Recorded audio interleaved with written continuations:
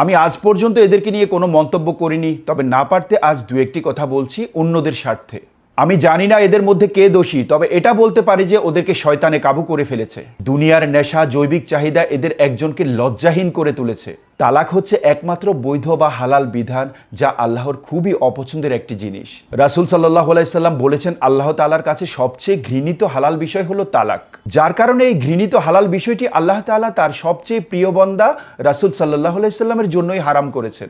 রাসূল সাল্লাল্লাহু আলাইহি সাল্লাম তার স্ত্রীদেরকে তালাক দেয়া আল্লাহর পক্ষ থেকে নিষেধ ছিল।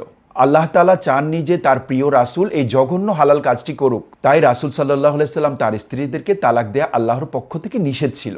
কোরআনে আল্লাহ তাআলা বলেন, তোমরা তালাক দিও না, যদি না একসাথে থাকা একেবারেই অসম্ভব হয়ে পড়ে তবে দাও।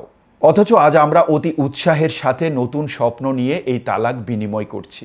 মহান আল্লাহ তাআলা প্রতিটা সন্তানের বাবা মাকে এই জঘন্য হালাল কাজ থেকে বিরত রাখুন, এই ঘৃণিত হালাল বিধানটি থেকে দূরে সরিয়ে রাখুক।